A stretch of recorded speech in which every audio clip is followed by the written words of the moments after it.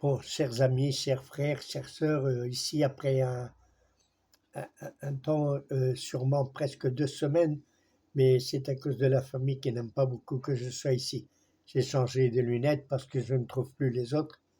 Mais enfin, ce que je veux, c'est partager avec vous la parole du Seigneur et je voudrais parler un peu de Matthieu chapitre 13, versets 5 et 6, qui dit ainsi: Une autre partie tomba sur un sol pierreux où il y avait peu de terre. Les grains poussèrent aussitôt parce que la couche de terre n'était pas profonde. Quand le soleil fut haut dans le ciel, il brûla les jeunes plantes. Elles se desséchèrent parce que leurs racines étaient insuffisantes. C'est la parabole du sémeur. Alors, ce que je voudrais partager avec vous un peu, c'est sur la parole du semeur. Et ce verset est intéressant, le verset 5 et 6 sont intéressants parce qu'il nous montre un peu comment le semeur a jeté ou a laissé aller sa semence. Naturellement, il ne va pas le faire exprès de le jeter sur un terrain plein de pierres ou un terrain plein de rochers, sinon qu'il l'a jeté sur terre. Ce qu'il ne savait pas ou ce qu'il n'a pas su, c'est que sous cette terre, qu'il pensait qu'elle était bien, il y avait des rochers ou des pierres. Sur ce terrain de terre, dessous, il y avait des pierres ou des rochers, et naturellement, ainsi la racine ne va pas être très profonde. Très profonde. Ce que je voulais dire, je vous demande pardon, avant il y a eu juste quand j'ai commencé à parler, comme je disais toujours, il y a toujours quelqu'un qui va essayer de que je ne termine pas mon petit sermon avec beaucoup de choses. Aujourd'hui, c'est quelqu'un qui m'a appelé, il a fallu que je j'efface la première partie, celle que j'avais déjà commencée.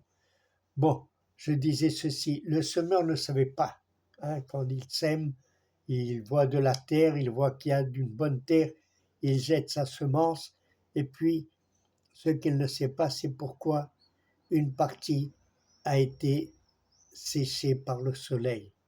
Et c'est parce qu'il ne savait pas qu'il y avait dessous un grand rocher ou beaucoup de pierres qui n'ont pas laissé que la racine rentre en profondeur sur cette terre.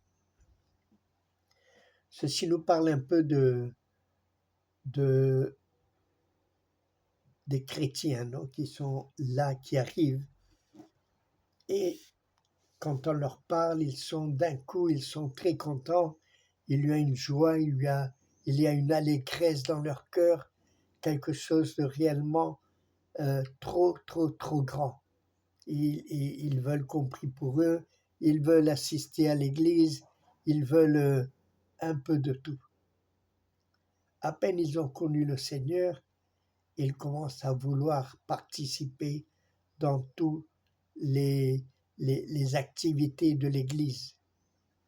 Une des activités les plus puissantes est celle que ce qui arrive récemment, c'est chanter dans le chœur.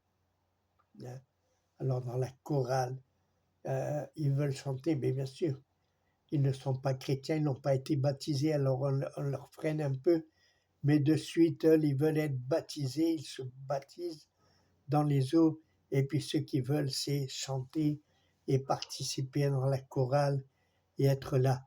D'autres veulent naturellement être des prédicateurs, d'autres ils veulent être des missionnaires. Ils ont tous un cœur réellement époustouflant. Ils essayent de participer partout, d'être dans tous les domaines, les premiers. Et beaucoup de fois, on a un peu de jalousie de ces frères ou de ces chrétiens qui arrivent et qui nous poussent et qui essayent de rentrer partout en poussant n'importe qui. Ils veulent être là les premiers. Et j'ai vu ça dans l'Église. J'ai vu ça, beaucoup de gens qui sont arrivés et ils ont essayé de tout faire, de participer en tout et d'être les premiers en tout. Mais naturellement, quand le soleil arrive et il brûle ces plantes, le soleil n'est pas le coupable. Le soleil va nous montrer que la racine n'a pas poussé vers le fond de la terre. Il n'y a pas de racine. Il n'y a rien de racine dans leur vie. C'est-à-dire, ils veulent faire beaucoup d'activités, ils veulent être un peu partout, mais ils ont quelque chose qui ne sont pas profondes dans leur cœur, la racine. C'est-à-dire, le Seigneur Jésus n'est pas réellement en profondeur dans leur cœur. Eux, ils veulent participer, ils veulent faire de tout. C'est un peu, je me rappelle un peu comme Caïn. Caïn ou Caïn, je ne sais pas comment le nommer réellement. Euh, Lui, il voulait montrer à Dieu que c'était le meilleur, qu'il avait tout fait, qu'il avait labouré la terre, qu'il apportait sa bonne semence, mais euh, il se présentait lui devant Dieu dans toute sa splendeur, c'est lui. Il regardait peut-être même à Abel en disant qu'est-ce qu'il va faire celui-là? Il n'a rien travaillé. Il a trouvé les brebis, il les a amenées un peu partout pour qu'elles soient un peu grosses. Et voilà, maintenant il va en offrir une. C'est pas du travail à lui. Mais le Seigneur savait que Abel le faisait de tout son cœur. Il reconnaissait qu'il n'était pas digne de se présenter devant Dieu. Tandis que Caïn ou Caïn, lui, il montrait sa grandeur, sa splendeur, tout. Et ce qui arrive dans ces premiers chrétiens qui arrivent là, moi je me rappelle moi-même aussi, je voulais faire de tout. Je voulais chanter, je ne sais pas chanter trop bien. Je voulais jouer de la guitare, je ne jouais pas de la guitare. Gloire à Dieu, maintenant je joue pas excellent, mais pas mal. Disons, je voulais un peu être partout. Euh,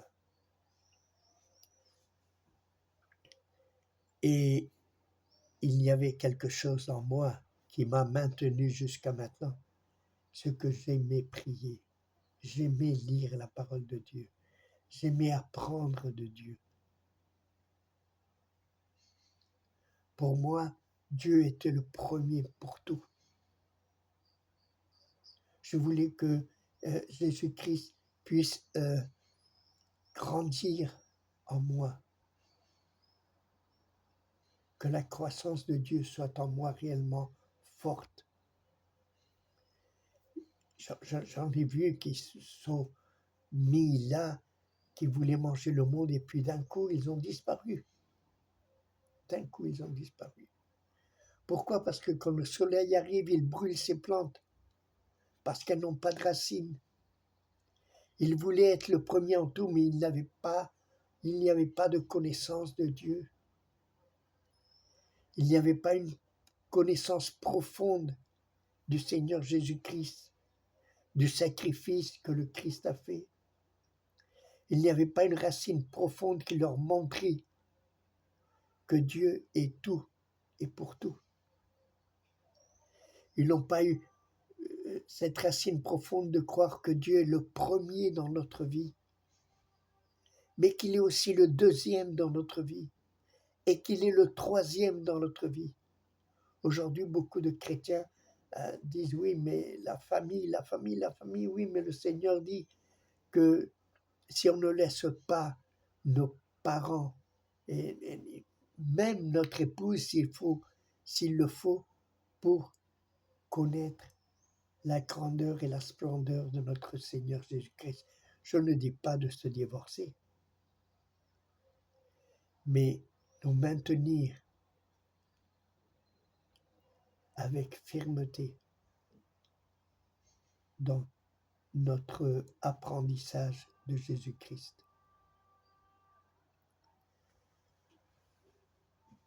Ce qu'il y a, c'est beaucoup de fois que nos frères vont un peu ne vont pas nous aimer autant que nous voulions, que nous voudrions. Mais la question n'est pas là, la question c'est que nous devons arriver dans les réunions en sachant que ce que nous venons faire, c'est connaître de la parole de Dieu et que nous sommes là pour louer le Seigneur.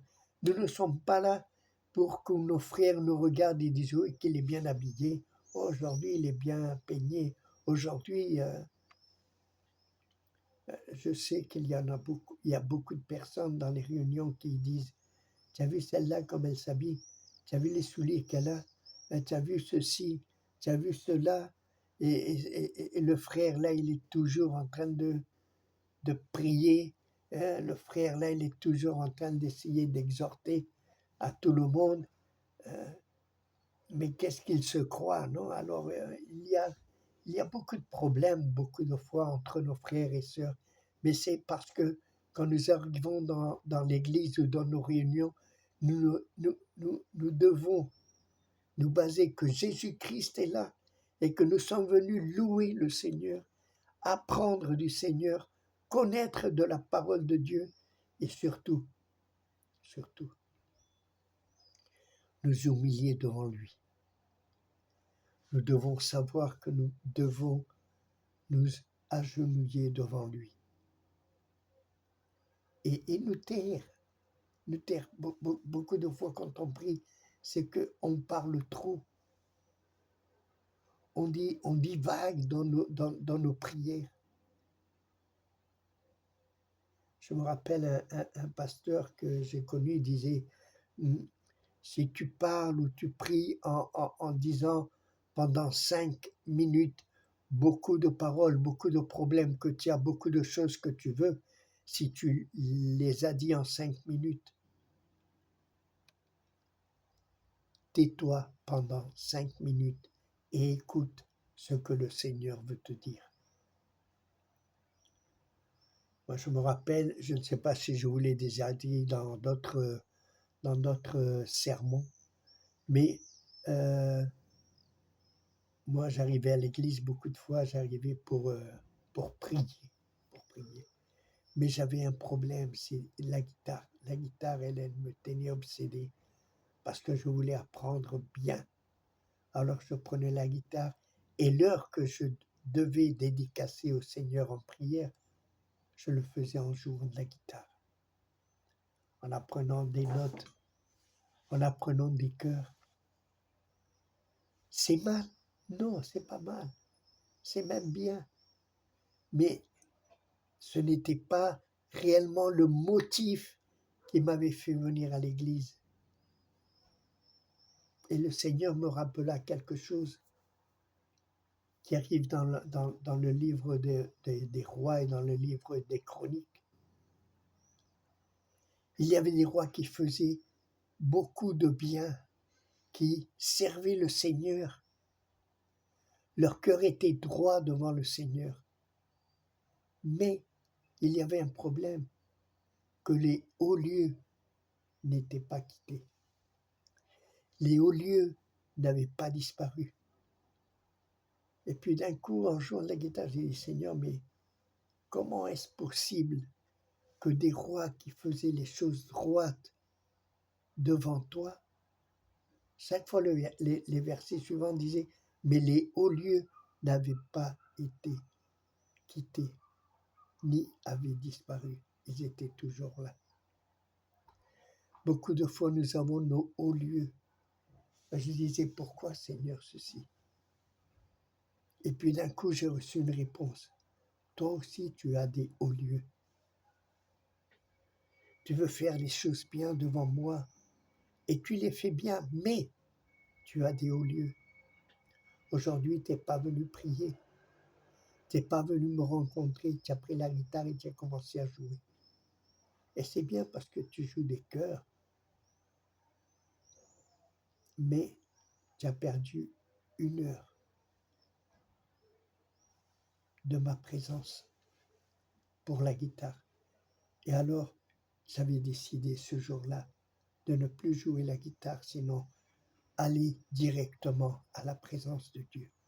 J'ai besoin de connaître du Seigneur. Je n'ai pas besoin d'apprendre le cœur. J'ai besoin surtout du Seigneur, pas d'autre chose. Et beaucoup, bien sûr, beaucoup de frères veulent tout faire, ils veulent être missionnaires, ils ont la vision de la mission, ils veulent aller en Inde, ils veulent aller en Chine, ils veulent aller partout où il y a des problèmes. Mais naturellement, quand le problème arrive, c'est-à-dire quand le soleil se lève, et peut-être qu'on n'a plus de travail, peut-être que notre famille nous dit tous les jours à l'église, pourquoi aujourd'hui on ne va pas à la campagne, on passe un bon temps en pique-nique avec nos amis, avec la famille, et on se laisse aller, on commence à descendre. Puis d'un coup, c'est un premier dimanche, bon d'accord. Mais d'un coup, c'est un deuxième dimanche, un troisième, un quatrième, et puis on laisse d'y aller. Et ceux qui étaient là pour servir le Seigneur, j'ai vu, même le pasteur disait, ce frère-là, il sert, ce frère-là, il est réellement utile dans le ministère de Dieu. Et puis d'un coup, ils ont disparu. Ils ont disparu. J'ai vu un autre frère qui disait, le Seigneur m'a montré 12 personnes qui vont servir à Dieu. Moi, mon cœur était content parce que je pensais que j'étais dans les 12, mais non, je n'étais pas dans les 12. Mais ce que j'ai appris de Dieu, c'est qu'il faut attendre et espérer en lui. Savez-vous ce qui est arrivé? Les 12 ont disparu. Ils ne sont même plus dans l'église. Ils ont disparu totalement. Et tandis que moi, qui ne servais pas, qui n'étais pas parmi les 12 de la vision qu'avait reçu ce frère, on m'a fait ancien de l'église. Et non seulement ancien de l'église, sinon qu'ils m'ont nommé pasteur d'une ville à côté de chez nous où on habite. Petite ville, un petit patelin.